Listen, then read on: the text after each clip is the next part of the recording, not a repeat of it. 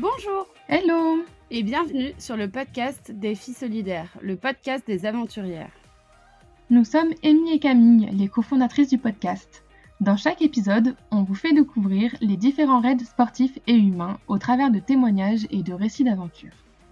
Nous partagerons nos expériences, astuces et conseils pratiques pour qu'à votre tour, vous vous lanciez dans l'aventure. Et c'est parti pour un nouvel épisode. Bonjour à toutes, donc aujourd'hui on se retrouve pour un nouvel épisode. On enregistre avec Lucie du compte Instagram Une Rideuse. C'est un épisode un peu différent parce que Lucie elle a plutôt un parcours dans la compétition de windsurf et plein d'autres sports. Tu nous en diras plus après. On va pas forcément parler de raid, de trail en particulier, mais beaucoup de motivation, d'inspiration et comment tu organises aussi ton quotidien. Du coup, je te laisse te présenter, nous dire qui tu es, d'où tu viens. Bonjour à tous. Merci déjà pour l'invitation. Je suis très contente d'être là. Donc, je m'appelle Lucie. J'ai 24 ans. J'habite à La Baule. Alors, La Baule, peu de gens, c'est pas très très connu. C'est en gros à 1 heure au nord de Nantes. Voilà, c'est l'embouchure de la Loire, donc à côté de Saint-Nazaire. Voilà. Et puis, moi, je fais du windsurf, donc ou de la planche à voile à haut niveau depuis quelques années maintenant. Ça va faire 10 ans que j'en fais en compétition. Et voilà, et je suis un peu la touche à tout de la bande, donc je ne fais pas que du windsurf. Je fais aussi plein d'autres choses, mais je pense que ça, on en reparlera un peu plus tard. Ouais, bien sûr. Du coup, tu peux peut-être nous en dire un peu plus sur comment est née ta passion pour le windsurf, comment tu t'es lancée, parce que c'est vrai que c'est pas forcément un sport courant. C'est intéressant de savoir comment tu t'es lancée, comment tu as eu la passion. En fait, ça vient de mes parents. Voilà, mes parents sont des passionnés de windsurf depuis très très longtemps. Ils ont été dans les premiers quand la planche à voile est arrivée en France à naviguer. C'est ma maman d'ailleurs qui a commencé avant mon papa, ce qui est quand même assez rare. Et en fait, ils ont essayé de m'initier au début avec mon petit frère, donc mon petit frère Mathieu qui a 3 ans de moins que moi. Et c'est vrai qu'au début, j'accrochais pas franchement, c'était pas en fait la pratique en elle-même me faisait rêver, j'adorais regarder les magazines tout ça, mais moi la pratiquer vraiment, c'était un peu plus compliqué, c'est dur hein, c'est un sport où on est beaucoup dans l'eau, voilà, il y a du vent, enfin il y a plein de choses à gérer et c'est vrai que quand tu as 6, 8, 10 ans, c'est pas forcément évident toujours à gérer et puis en fait moi je faisais beaucoup de gym et j'en ai eu ras-le-bol clairement et la pratique me faisait tellement rêver de la planche que je me suis dit allez moi aussi je veux devenir une championne et du coup je me suis lancée donc d'abord je me suis inscrite dans un club avec mes petites bases hein, vraiment c'est pas très glorieux et puis après en fait j'ai vite intégré le sport études au collège où j'étais et puis voilà après la machine a été lancée. Ok. Ah ouais, donc sport-études, ça doit être intense comme rythme de semaine entre l'école, la préparation physique et les compétitions. Oui, c'est assez intense. Après, moi, j'ai eu la chance justement quand j'ai intégré en premier lieu le sport-études, j'étais pas intégrée totalement, on va dire. En fait, je suis rentrée, j'étais en quatrième et en fait, je faisais une seule préparation physique par semaine et je faisais pas tous les entraînements sur l'eau. Donc en fait, une semaine type en sport-études, c'était donc une préparation physique le mardi et le jeudi soir après les cours. Et après, c'était entraînement sur l'eau le mercredi, le vendredi et aussi parfois les week-ends, samedi, dimanche ou compétition les week-ends. Et c'est vrai que moi, du coup, j'ai pu intégrer que en partie au début pour voilà me mettre un peu dans le rythme, voir si ça me plaisait tout ça. Et puis une fois que j'ai vu que c'était vraiment fait pour moi, là, j'ai intégré en entier. Et c'est sûr que c'est un rythme à prendre, mais moi, j'ai vite trouvé le mien justement. Et donc c'est intense, mais on s'y fait. Super. Et du coup, tu as fait quoi comme compétition en tant que adolescente et après? J'ai commencé, donc en fait, en général, quand on commence, c'est des petites compétitions qu'on appelle de ligue, donc départementales, régionales, voilà, c'est un petit niveau sur BIC 293. Alors, il y en a peut-être certains à qui ça parlera, c'est le support en fait monotypé pour les jeunes. Donc en fait, tout le monde a le même matériel. C'est BIC qui produit ce matériel-là. Donc en BIC, malheureusement, moi, l'année où je devais faire les championnats d'Europe, championnats du monde et tout, je me suis blessée, donc j'ai pas pu y aller. Mais sinon, j'ai fait pas mal de championnats de France, tout ça. Et après, je suis passée en RSX, donc qui est le support olympique, où là, j'ai fait championnat d'Europe. Il semble pas que j'ai fait de championnat du monde. J'ai pas eu la chance de pouvoir y aller parce que ouais, ça, c'était à Clearwater en Floride, donc c'était trop loin et il fallait faire partie de la délégation et moi, j'étais pas assez forte pour faire partie de la délégation. Donc j'ai pas eu la chance d'aller au championnat du monde. Et après, en fait, en parallèle, moi, quand j'ai commencé la RSX, donc le support olympique, je me suis aussi lancée dans le slalom. Et là, le slalom, c'est donc ce que je fais encore à l'heure actuelle. Et là, bah, j'ai eu la chance de faire des championnats du monde, des coupes du monde, championnats de France. Et c'est sur 1, 2, 3. Et c'est sur ce support-là que j'ai eu mes meilleurs résultats en fait en slalom. Voilà, que ce soit sur les coupes du monde. Tu as su rebondir assez rapidement. Pour ceux qui ne savent pas, du coup, le slalom, c'est une compétition de planche à voile où il faut faire un parcours entre les bouées. T'es quand même un peu une touche à tout parce que tu me racontais aussi que tu faisais beaucoup de ski. Comment tu arrives à combiner les deux? Ça doit faire un planning assez chargé. Oui, alors c'est pareil, je pense que je tiens ça un peu de mes parents. En fait, donc eux, c'est des passionnés de sport de glisse en général. Donc effectivement, donc bah la planche à voile, ils m'ont très vite initié au surf aussi. On allait souvent dans le sud-ouest pour surfer, donc ça c'était assez cool. Et en fait, du côté de ma maman, dans ma famille, ils sont tous moniteurs de ski. Et ils habitent dans les Pyrénées. Ma maman est née dans les Pyrénées. Donc, forcément, ça facilite un peu l'aspect pratique du ski et du snowboard. Ok, trop Voilà. bien, c'est impressionnant. Et alors, petite question, anecdote, parce que tu me racontes ton parcours et ça me fait penser à ça. Moi, j'ai donc un papa aussi qui est fan de planche à voile, qui pratique beaucoup, et on est basé à Piriac-sur-Mer. Et je me souviens que quand je devais avoir 15-16 ans, je pense que ça devait être aux vacances de la Toussaint, j'avais été missionnée avec mon papa pour encadrer la Coupe de France des Benjamins ou des juniors de planche à voile à Quimiac. Et je ne sais pas C'est si excellent ça te ça. parle, parce que du coup, j'avais passé ma journée sur un bateau à pointer quand est-ce que Alors, les jeunes passaient à notre bouée en planche à voile. oui, mais. Alors moi, j'ai fait une seule compète à Quignac et c'était pas une Coupe de France, mais c'était ça devait être une régionale, enfin une compète de ligue. Et alors, je sais pas quel âge t'as, donc je peux pas savoir c'était il y a combien de temps, mais je pense que oui, il y en a certains de mes amis que t'as dû croiser sur cette compète-là, parce que je vois très bien la mission assise dans le bateau sous la pluie, à noter qui est passé. Ouais, c'est Mm. exactement ça. Donc voilà, c'est anecdote. Par rapport au ski, pour finir sur ce point, tu as fait de la compétition en ski? Ça a dû être assez rapide, si c'est le cas. Ben, en fait, j'ai jamais vraiment fait de compète en ski. J'ai passé mes slaloms, voilà, j'ai passé mes niveaux et tout. Mais non, non, j'ai jamais fait de compète en ski. C'est le ski pour le coup, je le fais vraiment pour le plaisir. Mais je pense que si j'avais pas été, si on n'avait pas habité auprès de la mer, en fait, je pense qu'on aurait habité à la montagne et que j'aurais fait du ski à haut niveau, ça c'est sûr et certain. Ok, d'accord. Bah, trop cool. Et du coup, bah, est-ce que tu peux m'en dire un peu plus sur ton rythme d'entraînement maintenant? Comment tu t'organises aussi? Parce que ce que j'ai cru comprendre dans nos précédents échanges, c'est que tu continuais à fond le windsurf. Que du coup, tu essayais de combiner ton rythme de vie avec une vie professionnelle aussi. Oui, c'est ça. Alors, c'est toujours pareil, ça a toujours été un rythme à trouver. Au lycée, en soi, c'était facile parce qu'on était encadré et voilà, on avait les entraîneurs. Le lycée, c'est hyper, voilà, les cours, on a notre emploi du temps, tout ça. Et puis à la fac, ben là, il a fallu changer un peu ses habitudes. Moi, je suis allée à la fac à Nantes, donc c'est quasiment 1 heure de la Baule, donc à 1 heure du spot le plus proche pour naviguer. Donc, j'ai revu un peu ma copie et en fait, pour moi, le meilleur moyen de m'entraîner, en fait, c'était quand j'étais à Nantes de faire un maximum de préparation physique.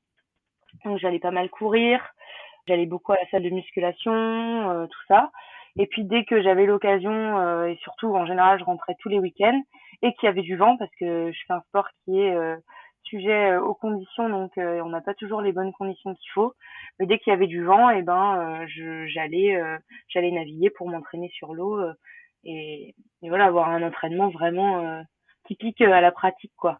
Après, ce qui est assez compliqué, nous, dans le slalom, c'est qu'on est un peu livré à nous-mêmes. Pas vraiment d'entraîneur. On avait quelques stages avec l'équipe de France de temps en temps, à droite à gauche. Mais voilà, les week-ends, j'ai pas un entraîneur qui est avec moi pour me dire, allez, là, aujourd'hui, on travaille ci, on travaille ça. C'est vraiment moi toute seule, quoi.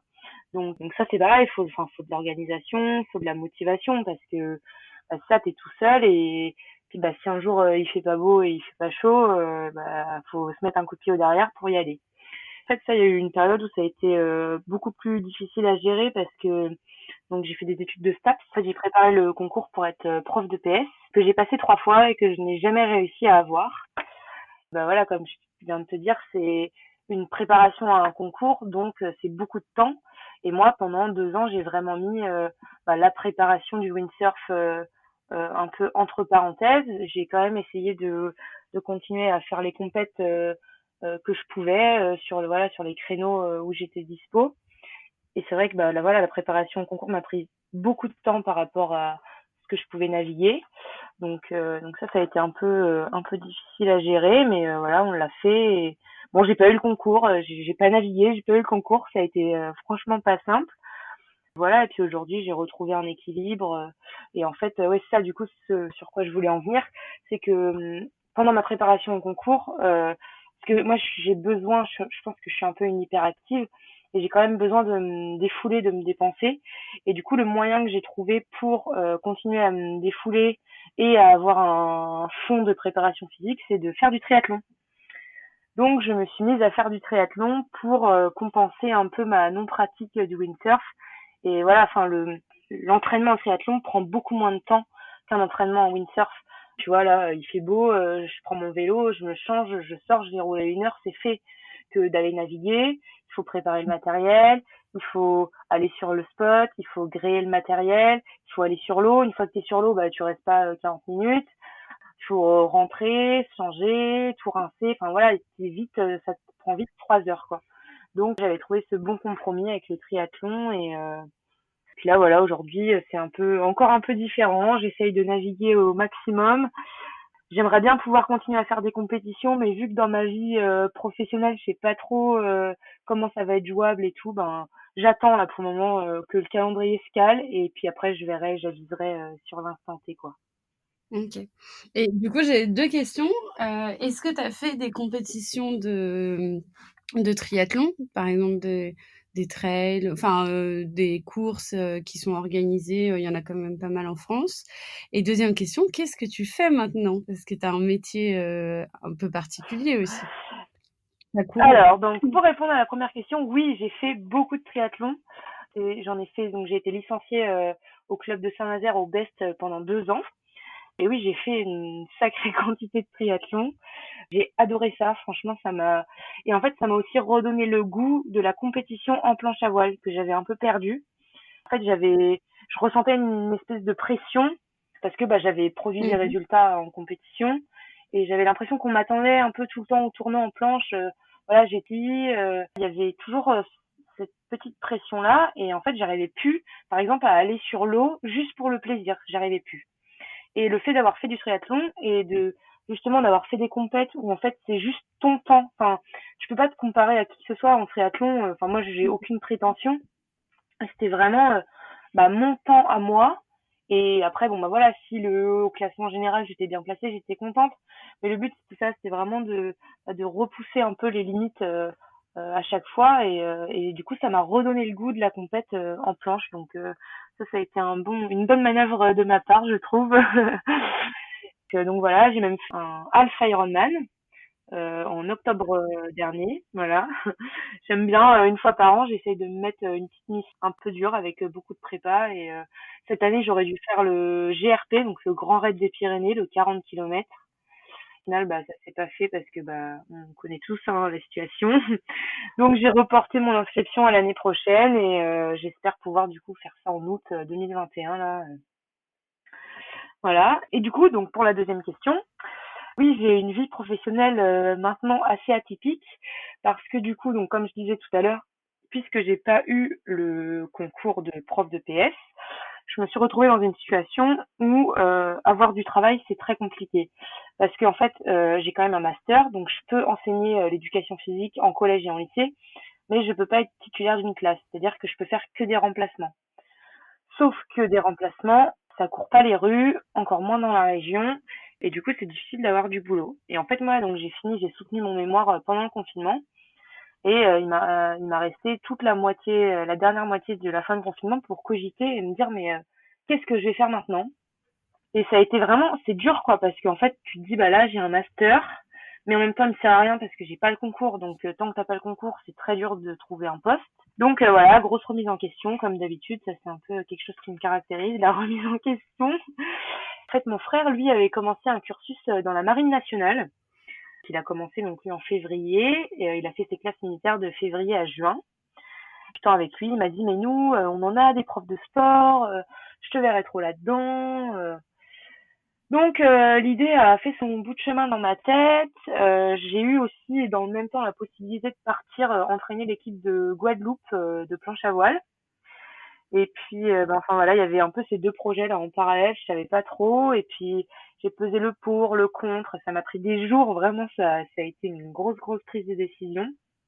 Et j'ai décidé de me lancer dans le cursus de la Marine nationale pour devenir prof de sport, donc moniteur de PMS exactement, dans la Marine nationale.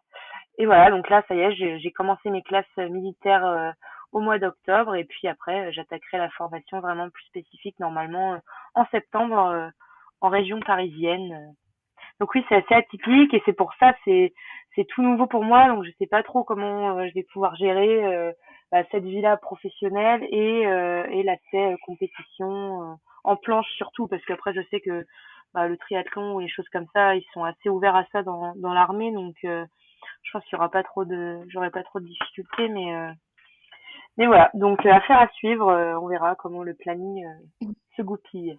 C'est assez impressionnant. Tu as vraiment un parcours que, enfin, tu as organisé toute ta vie autour de ta passion. C'est admirable et ça te donne vraiment envie de tout plaquer pour changer de vie. En plus, en cette période avec les différents confinements, je pense que tout le monde s'est vachement remis en question sur son quotidien, sur sa vie, sur ce qu'il fait dans son travail, et cetera. C'est vraiment incroyable. Je voulais revenir sur plusieurs choses. Déjà, je trouve ça hyper intéressant, le fait qu'en changeant de pratique sportive, ça t'ait remotivé pour l'autre, enfin ton autre ta première passion en fait, et que tu te sois réinvesti dans la planche à voile. C'est une super idée parce que nous, enfin moi avec ma copilote Amy, on avait participé au Trophée Rose des Sables et c'est vrai que on est quand même assez sportives aussi toutes les deux et il y avait des moments bah t'as aucune énergie et c'était pas toujours évident de se remotiver et donc le seul moyen qu'on avait trouvé c'était de boire une bière pour penser à autre chose. Et ça marchait pas mal. Mais du coup, c'est vrai que s'orienter sur un autre projet aussi, c'est intéressant d'avoir cette idée-là. Et je me demandais comment tu as vécu le premier et le deuxième confinement? Parce que c'est vrai que les plages, elles étaient fermées, donc tu devais pas pouvoir pratiquer, sauf si comme tu es licenciée, tu avais peut-être une autorisation. Je sais pas, enfin comment ça s'est passé pour toi? Tu pas pu pratiquer autant de sport que tu le souhaitais? Oui, alors c'est ça, ça a été franchement pas simple, l'un comme l'autre, mais après ça a été deux confinements vraiment très différents. Le premier, bah, tout le monde sait comment ça s'est passé. Le premier, moi j'ai eu, en fait, dans tout ce malheur là de confinement, j'ai eu beaucoup de chance parce que juste avant le premier confinement, j'ai eu la chance de pouvoir faire un peu tout ce que je devais faire. Je devais passer mon BNSSA, donc c'est un diplôme de surveillant de baignade. Je l'ai passé vraiment la semaine avant le confinement. C'est des trucs tout bêtes, mais il y a eu mon anniversaire, pareil, la semaine avant. J'ai eu mon cadeau d'anniversaire, c'était un concert, j'ai pu y aller. Enfin, il y a eu plein de choses comme ça. Et après, c'est vrai que c'était le premier confinement, j'ai vraiment voulu me confiner. C'était vraiment, enfin pour moi, c'était important de respecter ça à la lettre. Il y avait à tel point que, en fait, je suis pas sortie pendant quasiment 3 semaines, et même pas pour courir. Et Dieu sait que courir, c'est important pour moi. Et en fait, je suis arrivée à un stade où j'étais en train de devenir folle, clairement, chez moi. Du coup, j'ai dit non, là, faut que j'aille courir. Enfin, voilà. Donc, et après, j'allais courir 2 fois par semaine, mais j'ai la chance d'avoir un jardin. On a pimpé un peu le jardin. Mon papa, il a fait plein de dans le jardin de matériel de musculation avec des poulies, des boots et tout. C'est aussi l'avantage de faire de la voile, c'est qu'on a des des outils qui peuvent servir à autre chose. Des bouteilles d'eau remplies, voilà, pour faire un peu une salle de musculation dans le jardin. Il a fait hyper beau, donc c'est pareil. Moi, j'ai un home trainer pour mon vélo, donc je faisais du vélo sur la terrasse. Voilà, ça a été. Puis j'ai pris le temps de faire d'autres choses que je faisais plus ou pas, et en fait, il y a même des choses que j'ai gardées dans mon rythme encore actuel. Donc ça, c'était plutôt cool. Après, ouais, voilà, c'est sûr que ça n'a pas été facile. J'ai vécu 6 ans toute seule à Nantes. Là, du coup, je me suis retrouvée chez mes parents. Enfin voilà, ça a été, on a bien vécu ensemble, mais c'est pas évident quoi. Enfin, Bah, on a plus l'habitude, hein, de vivre avec ses parents au quotidien. ça, exactement. Donc en ça, ouais, ça a été un peu pesant. Et puis justement, ce que je disais aussi tout à l'heure, ça a remis les choses en perspective dans le sens où je me suis dit, mais maintenant, qu'est-ce que je fais de ma vie? Parce que je savais que ce confinement, enfin moi, pour moi, depuis le début, c'est clair, ce sera pas le premier ni le dernier. Et c'est ça, en fait, je me suis dit, bon, si ça recommence, qu'est-ce que je vais pouvoir faire de ma vie? Enfin, voilà, il y a eu plein de choses qui se sont mis en perspective derrière. Et puis bon, bah, au final, voilà, les choix se sont faits au fur et à mesure. Du coup, pour le deuxième confinement, là, ça a été presque plus dur pour moi que le premier. Parce que justement, je savais ce que c'était d'être à la maison, d'être enfermée. Et en fait, moi, ce deuxième confinement, il est survenu, ça faisait 2 semaines que j'avais commencé ma formation militaire. Oui, voilà. Et ils nous ont gardé du coup une semaine de plus sur base. Et en fait, il y a eu pas mal de cas de Covid, enfin, ou suspicion de Covid qui ont été détectés. Et du coup, en fait, à chaque fois qu'il y avait quelqu'un, même qui avait juste un petit rhume ou quelque chose comme ça, ils isolaient la personne. Parce qu'en fait, ils se sont retrouvés avec trop de personnes à isoler, avec trop de suspicions de Covid, ou enfin voilà, ils savaient pas trop. Et du coup, bah, ils nous ont renvoyés chez nous. Et je suis restée donc 3 semaines à la maison à faire les cours à distance. Ça a été dur parce que bah enfin pour moi c'était pas ça devait pas se passer comme ça. Voilà, pour moi ça y est, j'étais partie de la maison, j'étais autonome, ma formation avait commencé et c'est bon, je retournais plus vivre chez mes parents à part le week-end quand je rentre quoi. Donc voilà, mais par contre effectivement pour le deuxième confinement, ce qui a été un peu plus appréciable, c'est que bah, j'avais moi l'autorisation d'aller naviguer parce que je suis voilà, je suis professionnelle de la voile. J'ai ma carte professionnelle, même d'éducateur sportif en fait. Donc j'avais un peu plus de possibilités. Et au final, en fait, d'ailleurs, on a appris que parmi les éducateurs sportifs qui avaient le droit de continuer à pratiquer leur sport, en fait, la voile n'en faisait pas partie. Mais ça, on l'a su. La liste est sortie après, enfin plus tard, et il y avait plus de vent, donc moi, j'avais plus besoin d'aller naviguer. J'ai fait mes 2 sessions que j'avais à faire et mais ouais, donc dans ce sens-là, ça a été plus cool parce que justement un peu plus de liberté par rapport à la pratique sportive. Ça permettait de retrouver l'océan et tout. Moi, je devenais folle pendant le premier confinement. Je rêvais que d'une chose, c'était de mettre mes pieds dans le sable et de sentir l'eau salée. C'est, voilà, c'est trop bête. Et on avait trouvé une technique pour aller voir la mer.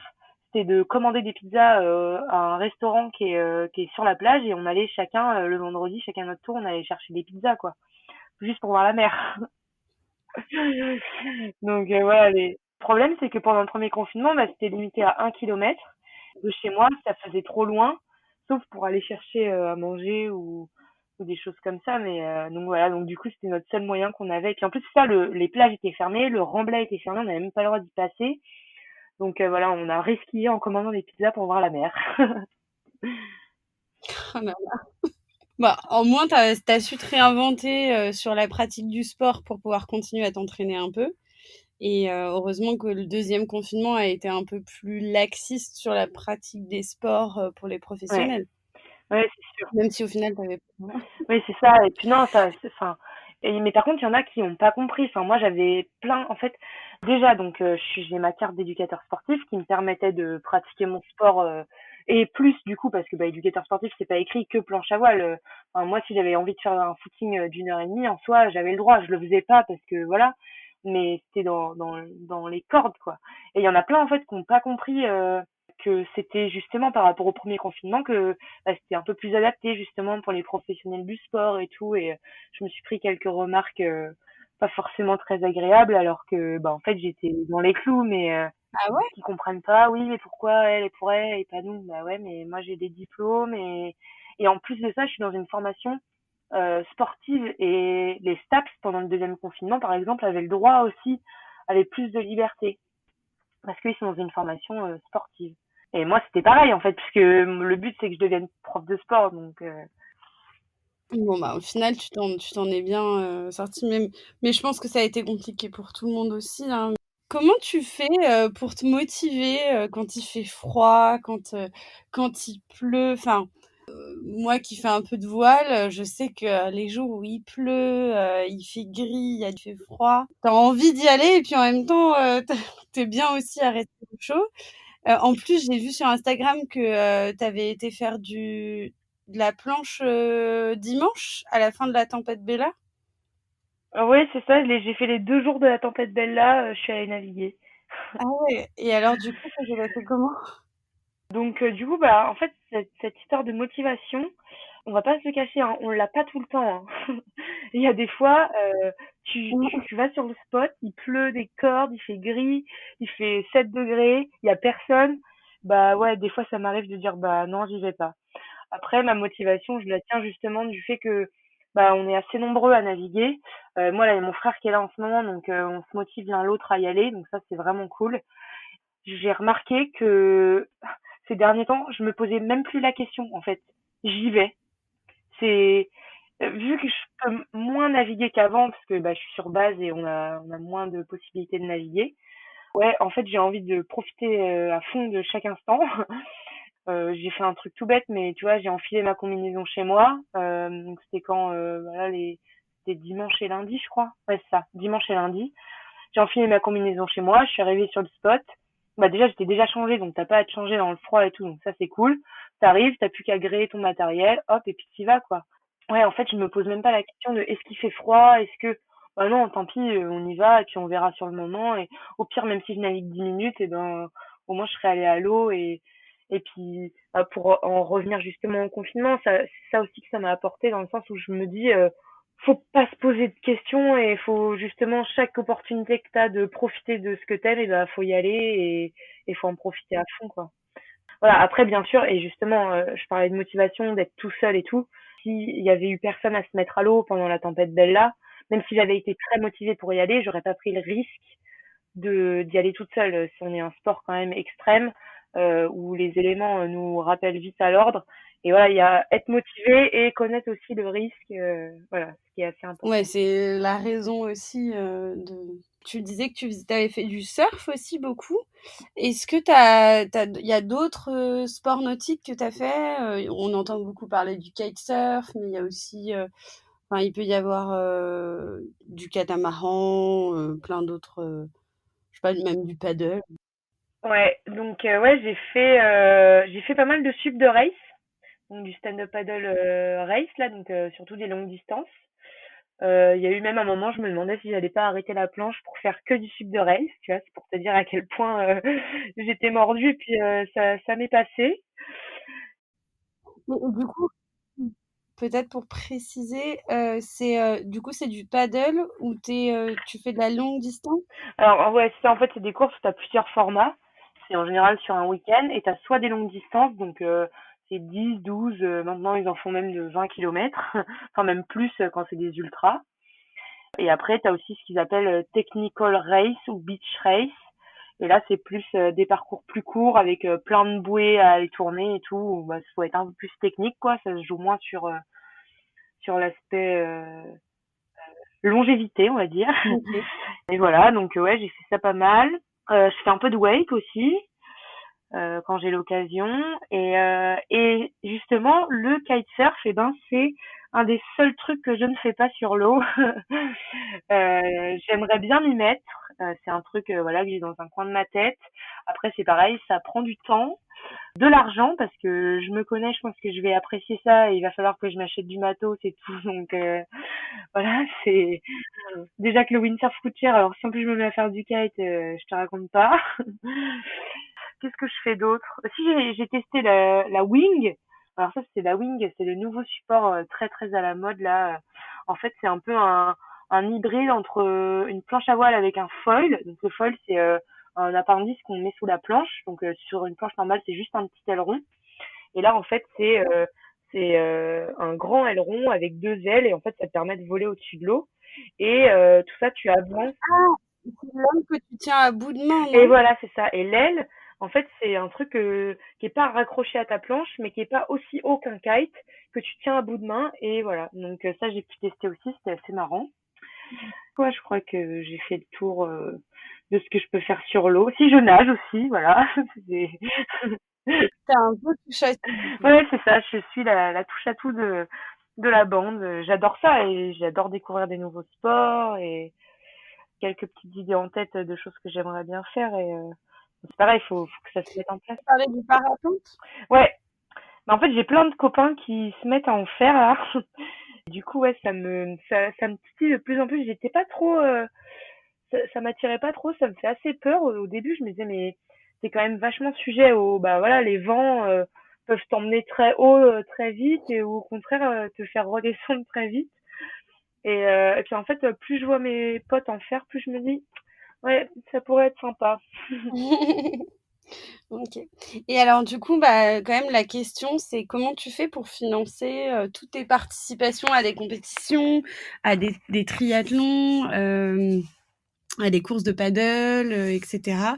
Est-ce que tu as des sponsors? Est-ce que, tu mobilises via une association? Je sais pas, quelle est ta stratégie? Alors ça, c'est vraiment la question. Clairement, c'est très très dur de financer une saison. Je vais parler principalement du windsurf parce que c'est ce qui me coûte le plus cher. Et j'ai justement moi la chance d'avoir des parents qui me soutiennent à fond depuis le début, mais qui me soutiennent sans me pousser quoi. Ils m'ont jamais forcé à quoi que ce soit et ça, je pense que c'est aussi ce qui fait que j'en suis arrivée là aujourd'hui. Donc financièrement, ils ont été très présents. C'est beaucoup eux qui m'ont pas payé mes inscriptions aux compétitions. Et puis en fait, eux, ils aiment bien aussi m'accompagner sur les compètes. Eux, ça leur fait des petites vacances et puis quand ils peuvent, ils en profitent aussi pour naviguer. Donc du coup, bah ils payent l'hébergement. Donc ça, c'est pareil, c'est voilà, bon, c'est aussi pour eux parce qu'ils sont contents d'être là, mais c'est vrai que bah enfin, ils sont pas obligés non plus de m'accompagner, donc c'est vraiment chouette à ce niveau-là. Donc voilà, principalement ça vient de mes parents qui sont loin de rouler sur l'or, mais qui se sont sacrifiés clairement hein, pour que je puisse vivre ma passion à fond.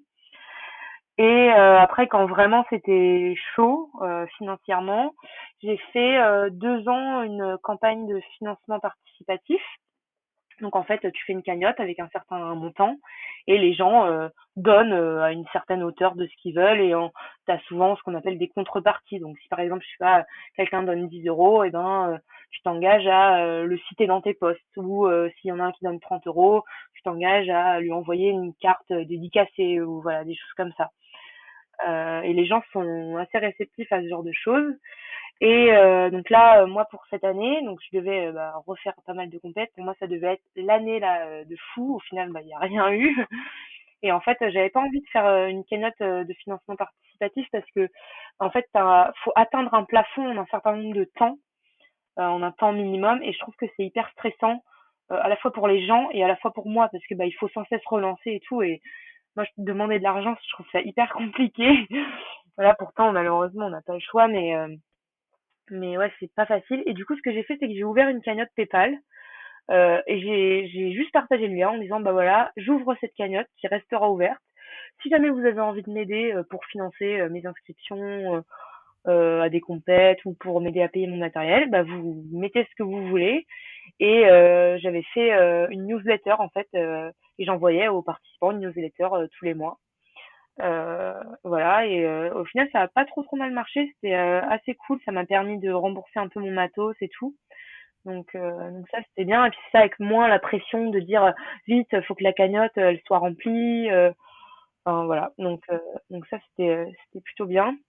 Et après, donc par exemple pour tout ce qui est compétition de triathlon, ça c'est moi qui ai décidé de faire du triathlon, et du coup c'est moi qui finançais mes inscriptions, bah, avec les sous que j'avais un peu de côté et des petits boulots que je fais, et voilà quoi. Enfin, je me voyais pas demander à mes parents en plus de me payer mes inscriptions au triathlon. Voilà, ils ont déjà bien donné depuis le début, donc voilà. Et t'as fait du sponsoring un peu? Ouais, justement, en fait, j'ai trouvé quelques sponsors financiers, de par notamment la campagne de financement participatif, où bah, en fait, vu que la cagnotte avait pas mal tourné un peu partout, bah, il y en a qui ont vu et qui ont dit ah bah oui, nous ça nous intéresserait en tant que société et tout. Donc ça c'était vraiment cool. Je crois que j'ai eu deux entreprises qui m'ont aidé sur 2 ans. Donc c'était vraiment bah, cool, et enfin ça m'a beaucoup aidé quoi. Donc ça c'était vraiment bien. Et après là du coup j'avais relancé justement une des entreprises là qui bon bah au final enfin j'ai pas trop plus poussé le truc que ça parce que bah au final pas besoin cette année. Mais après c'est pareil, c'est compliqué parce que euh, en fait, nous, il y a un peu deux types de sponsoring dans le windsurf. C'est alors le sponsoring matériel. Donc, moi, par exemple, je suis chez Gun Sales et AHD. Donc, Gun Sales, c'est mes voiles et AHD, c'est mes planches. Et bah, en fait, c'est pour tout le monde, dans la vision collective, quand je dis que je suis sponsorisée, les gens, ils pensent que on me file du matos gratos toute l'année. Sauf que c'est pas du tout le cas. Moi, mes voiles, je les paye. J'ai des tarifs préférentiels, mais je les paye quand même. Donc, ça reste un coût important. Après, pour les planches, c'est un peu différent. Au final, je me suis quand même retrouvée à devoir en payer une partie. Donc, c'est un sponsoring, c'est plutôt une aide qu'un sponsoring en termes de matériel, ce qui est pas négligeable, hein. Là, je crache pas du tout dessus. Au contraire, c'est toujours appréciable. Mais c'est vrai que vraiment avoir des rentes d'argent, c'est très très compliqué. Enfin, à mon niveau. Après, je pense que à partir du moment où on est dans le top 3 mondial de manière régulière, là, ça devient un peu plus facile parce que les marques, bah, soit vont te payer pour aider à développer le matériel, soit te font des primes parce que bah t'as fait un bon résultat, etc. Et moi, j'en suis pas là du tout, donc c'est vrai que ça me coûte plus d'argent que ça ne m'en rapporte. Du coup, les personnes qui t'ont sponsorisé financièrement, tu parlais de deux entreprises, elles ont vraiment fait un apport, elles t'ont fait un apport financier et c'est pas forcément des sociétés qui sont dans le monde du windsurf. Non, voilà, c'est ça. Et en fait, c'est sur ça que je voulais en venir. Tu vois, c'est bien, tu suis mon fil conducteur que même moi, j'arrive pas à suivre. En fait, c'est ça, c'est souvent les sponsors, l'apport financier que tu vas avoir, ça va être des entreprises qui vont être totalement extérieures au monde du windsurf. Moi, là, dans le lot, il y avait une boîte de com et une boîte, un truc qui travaille dans les systèmes informatiques, enfin vraiment. Mais en fait, le mec en question, bah, il faisait de la planche quand il était plus jeune, il est passionné, et du coup, bah, ça lui faisait plaisir de m'aider et que moi je véhicule son image aussi, parce que c'est ça le sponsoring. Moi, je suis un peu un panneau publicitaire, tu vois, une voile, bah c'est quand elle est sur l'eau, t'as des stickers dedans, et tu vois, enfin le sticker il est hyper voyant quoi. Même moi je vois bien quand je suis en train de préparer mes affaires sur le remblai, les gens ils regardent ma voile, et surtout que moi j'ai en fait donc j'ai mon numéro de voile et j'ai mon nom avec mon prénom écrit, et le numéro de voile c'est Fra 42. Donc tout de suite les gens ils voient Fra, ils disent ah ouais France et tout. Enfin donc voilà, c'est ce que je dis, notre matériel est un peu un panneau publicitaire, et du coup bah même des entreprises un peu extérieures au milieu, ça les intéresse quand même parce que tu véhicules leur image, et surtout sur un support qui est quand même assez cool quoi. Donc voilà, donc Ouais, apport c'est financier. clair. Et du coup, tu changes ton matériel tous les combien de temps? Ah, ça c'est une bonne question. Alors je suis censée le changer tous les ans, surtout les voiles, parce que voilà, si tu veux avoir des voiles performantes d'une année sur l'autre, les designs changent, la performance de la voile change, donc c'est important de changer. Après, moi là justement, ça a été compliqué financièrement. Avec la préparation du concours, je savais pas trop si j'allais pouvoir faire des compétitions ou pas. Du coup, j'ai pas changé de matériel pendant 2 ans. L'année dernière, j'ai changé parce que justement, je m'étais dit, allez, je refais une vraie saison avec plein de compètes. Donc là, j'ai des voiles toutes neuves qui ont quasiment pas servi parce que déjà, j'ai très peu navigué et j'ai pas fait de compètes. Donc Non, mais du coup, tu vas les garder encore pour l'année prochaine si tu fais des compétitions l'année prochaine. voilà. Et du coup, là, la question que je me pose, c'est est-ce que je mets mon matériel en vente et ce qui part, je le vends et puis du coup, je rachète pour avoir des nouvelles voiles l'année prochaine, ou est-ce que je garde tout et puis je revendrai ça dans 2 ans, quoi. C'est voilà. Et mes planches, je les change pas. En fait, mon matériel est à vendre toute l'année. Et si ça part, surtout les planches, si quelqu'un me la demande, je la vends et il m'en renvoie une en fait à HD. Donc on a fait ce système-là. Voilà, ça marche pas mal. C'est après justement il faut que les planches soient disponibles parce que il suffit que je vende la planche et puis que eux ils en aient pas en stock. Là c'est un peu compliqué à gérer. Mais euh, mais voilà, ça c'est un système que j'aime bien parce que en soi, enfin voilà, justement, je suis pas assez engagée dans le circuit mondial pour me dire il faut absolument que je change mes planches tous les ans.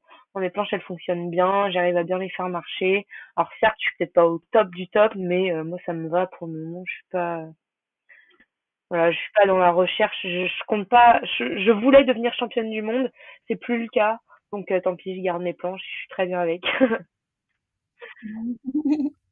Ah, parce que ouais, c'est vrai que peut-être que pour les gens qui nous écoutent et qui connaissent pas le monde de la planche à voile, quand Lucie dit qu'elle doit changer son matériel, on parle pas de une voile et une planche. Il faut effectivement, il faut un jeu de C'est voile. ça. Donc il faut avoir toutes les tailles pour pouvoir affronter tous les vents, toutes les météos.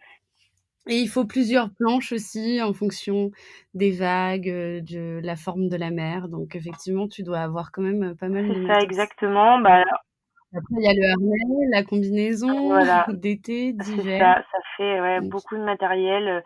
Alors après, pour tout ce qui est justement combinaison harnais, j'ai eu la chance d'être sponsorisée par la marque Mystique pendant plusieurs années.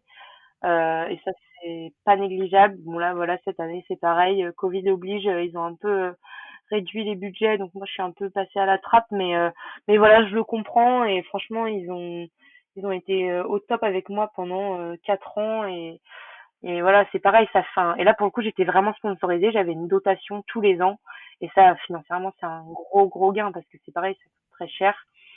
Et puis du coup, et pour en revenir au matériel, donc moi, j'ai 5 voiles juste pour ma pratique du slalom. On parle pas de la vague, parce que la vague, c'est encore autre chose. Donc 5 voiles qui vont de 7,8 mètres carrés à 5 mètres carrés. Voilà, pour justement, comme tu disais, pallier toutes les conditions de vent. Et après, j'ai 3 planches. Pareil, les planches, donc on parle en volume, en litres, parce que plus une planche est grosse, plus elle va flotter et plus ce sera facile dans du petit vent. Et après, plus le vent forcit, plus tu vas réduire la taille de ta planche. Et là, du coup, moi, j'ai 3 planches de 122 litres, 105 litres et 92 litres. OK. Merci pour la précision. Et du coup, on arrive un peu en fin d'épisode. Est-ce que tu pourrais nous partager, quel a été ton meilleur spot de voile? Parce que tu as dû quand même, enfin, grâce à la compétition, aller dans des beaux endroits pour pratiquer le windsurf. Donc, du coup, quel a été ton meilleur spot et ton plus beau souvenir en windsurf? Alors, je vais te faire une réponse un peu similaire pour les deux questions. Pour le plus beau spot, en fait, c'est dur de choisir parce que t'as jamais les mêmes conditions, peu importe où tu vas. Tu vois, moi, je navigue toujours à la baule. En fait, t'as jamais les mêmes conditions, donc c'est toujours différent et le spot il est jamais pareil. Après, j'avoue que quand même, j'ai découvert ce que c'était de naviguer en maillot de bain à Saint-Barth, aux Antilles. Et ouais, enfin forcément, voilà, le spot il est incroyable. T'es aux Antilles, t'es en maillot de bain, ça reste. je dirais pas que c'est mon spot préféré, mais c'est un de ceux où je me suis dit, ouais, c'est ça le windsurf en fait. Voilà, mais c'est ça. Et puis chaque spot est différent, rien que dans la baie. Si tu vas à un endroit de la baie de la Baule ou à un autre, bah, t'auras pas le même spot. Et c'est ça aussi qui fait la beauté du sport, c'est que c'est jamais pareil. C'est très très dur, ouais, de choisir vraiment un spot en particulier. Après, forcément, la maison, ça reste la maison. J'y suis hyper attachée. Voilà, pour moi, la baie de la Baule, c'est le meilleur terrain de jeu que je puisse avoir, quoi. OK. Donc voilà. Et Mais après, mon plus faire du windsurf en maillot de bain, c'est quand même vachement bien aussi et pas en voilà, combinaison. c'est ça, exactement. Tous les spots où il fait un peu chaud, où tu peux naviguer en maillot, ouais, forcément, c'est quand même sympa, quoi. Et après, le plus beau souvenir, eh ben, c'est pareil. J'en parlais justement, je préparais un peu le podcast hier là, et euh, et je disais en fait, tu vois, donc j'ai navigué là dimanche et lundi. Dimanche, je me suis dit oh là là, c'était fou cette nave, c'était incroyable, j'ai jamais navigué dans des conditions aussi dantesques et tout. Et puis lundi, bah en fait, c'était encore plus dantesque que dimanche. Et tu vois, en fait, chaque session est différente. Chaque session a son petit truc qui fait que bah, tu vas t'en rappeler ou pas, mais c'est, c'est dur d'avoir vraiment un beau souvenir. Voilà. Après, si, il y a un truc, moi, qui vraiment m'a marqué et c'est une grosse fierté, c'est j'ai gagné une étape de championnat de France à Brest où on a fait 5 courses et j'en ai gagné 4 sur 5. Et ça reste, voilà, ça oui, ça c'est peut-être un de mes plus beaux souvenirs en compétition de, ouais, ça, bah, d'être devant, quoi, de gagner. Puis tu vois, en fait, je suis en train de te dire ça, puis du coup, je pense à un autre truc, je pense au défi Win, je pense au championnat du monde, enfin, ça, tout est, ouais, tout est incroyable, en fait, et c'est pour ça que j'aime ce sport, c'est que, bah, en fait, à chaque fois, tu reviens d'une session et tu te dis, ah ouais, ça c'était bien, ah c'était dur, mais là, j'ai réussi à faire ça et tout, enfin, voilà, donc Mmh. c'est assez dur de choisir quoi. Tu fais régulièrement le défi Wind? Ouais, je l'ai fait 3 fois, je crois. Je sais plus. Il y a eu la première année, c'est l'année où il y a eu le plus de vent, je crois. Moi, je découvrais un peu le vent fort et tout, donc j'étais présente, mais j'ai pas fait beaucoup de courses parce que je pouvais pas. Et j'ai fait deuxième du défi Wind il y a 2 ans, je crois, en 2018 ou en 2017, je sais plus. Voilà, et ça justement, c'est pour ça que je te disais, un de mes plus beaux souvenirs, c'est aussi ça, quoi. Enfin, c'était incroyable. Je me suis retrouvée deuxième du défi Win, moi qui ai grandi justement en voyant dans les magazines le défi Win. Le défi Win avait 20 ans cette année. Et du coup, je précise quand même, le défi Win, pour ceux qui savent pas ce que c'est un peu le Woodstock du windsurf. En fait, c'est la plus grosse compétition de windsurf au monde où on est plus de 1000 personnes à prendre le départ. Et c'est vraiment, c'est le festival de la planche à voile avec en plus une compétition qui est une longue distance où chaque course fait 40 kilomètres et dans du vent très fort parce que c'est dans le sud, c'est à Gruissant. Et c'est vraiment, c'est une institution quoi, le défi wind. Tout bon windsurfer qui se respecte a au moins fait le défi wind une fois dans sa vie. C'est un truc, ça fait rêver tout le monde. Et moi, la première, c'est ça, quand j'étais petite, je voyais ça dans les magazines et je me disais, waouh, c'est fou. Et en fait, moi, je me suis retrouvée sur le podium et c'est juste incroyable, quoi. Ça, c'est un super beau souvenir aussi. Oui, je pense. Enfin, c'était ouais, une grosse, grosse fierté et j'ai ramené un trophée magnifique. Enfin, c'est, ouais. Et tu as déjà participé au Mondial du vent? Non, j'ai jamais eu l'occasion de participer au Mondial du vent parce que ça tombait rarement sur des dates qui correspondaient avec mon emploi du temps. Mais j'aimerais bien le faire un jour. C'est un truc, c'est pareil. Voilà, on verra où la vie me mène, mais ouais, c'est un truc que je garde dans un coin de ma tête et ce serait sympa de faire un peu une compétition de vitesse, chose que j'ai jamais vécue vraiment. Ouais, je pense que ça peut être sympa. OK. Dernière question, j'aimerais bien te demander quand même un conseil, aux auditeurs et aux auditrices, sur, comment rester motivé, ne rien lâcher et si tu peux nous partager un peu, toi, comment tu fais pour ne rien lâcher? Même si on en a déjà beaucoup parlé. Alors, comment je pourrais formuler ça? Bah, je vais parler de mon expérience personnelle. Euh, Moi, il y a eu un nombre de fois impressionnant où je me suis dit, j'arrête, c'est trop dur, j'arrête, c'est trop dur. Puis en fait, à chaque fois, on repousse un peu ses limites. On arrive à mieux naviguer dans telles conditions, à mieux passer telle manœuvre, à se sentir plus à l'aise. Puis au final, c'est quand même assez satisfaisant. Surtout dans le windsurf, c'est quand même un sport qui est assez ingrat, très très dur, on va pas se le cacher. Et je pense qu'il faut vraiment passer au-delà des obstacles et se dire bah ok, aujourd'hui j'ai galéré parce qu'il y avait, je sais pas, par exemple tempête, 45 nœuds, j'ai pas réussi à naviguer, j'arrêtais pas de tomber, voilà. Bah ouais, sauf que là t'es allé à l'eau, t'as navigué dans 45 nœuds, bah tu verras que la prochaine fois que tu vas naviguer dans 30 nœuds, bah ça te paraîtra facile. Et en fait, je fonctionne vraiment comme ça par idée de palier, de repousser toujours un petit peu ses limites. Voilà, et en fait, c'est comme ça qu'on progresse et c'est aussi comme ça que bah, ça devient satisfaisant parce que c'est ça, on sent que on arrive à chaque session à aller toujours un peu plus vite, un peu plus haut, un peu plus loin.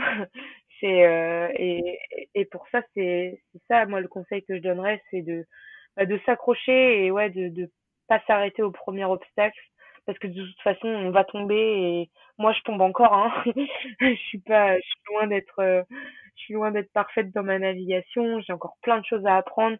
Et c'est ça aussi que j'apprécie dans le windsurf et je pense que c'est aussi pour ça qu'il faut jamais rien lâcher, c'est que c'est un sport où on peut toujours progresser. C'est, pour moi, c'est infini le windsurf et justement, déjà de par la multiplicité des pratiques qu'on peut avoir, que ce soit le slalom, la vague, le freestyle, il y a toujours un truc à apprendre en fait. Et rien que pour ça, bah ouais, faut pas lâcher parce que après, c'est aussi, enfin, c'est pareil dans tous les sports. Je pense que quand on aime quelque chose et qu'on a envie que ça marche, et ben, faut se donner les moyens d'y arriver et faut passer au-dessus des difficultés. Et ouais, voilà, ça, en fait, ça fait partie du jeu. Moi, j'ai appris à me dire que les obstacles et les difficultés, bah, font partie de l'apprentissage et bah ouais, des fois, c'est pas facile, mais bah, il faut s'accrocher et une fois qu'on a réussi à obtenir ce qu'on voulait, et bah, c'est hyper satisfaisant, quoi. Super. Merci beaucoup hein, pour ton témoignage. C'est hyper enrichissant. Je pourrais te poser encore plein de questions. Justement, ouais, sur tes différents parcours, tes différentes expériences. Je te propose qu'on garde la suite pour une prochaine fois. Je te remercie Bah encore oui. d'être intervenue. C'est hyper Bah, avec enrichissant, grand super plaisir. intéressant. Grande source de motivation du coup maintenant et je suis sûre que ça va en aider beaucoup qui nous écoutent.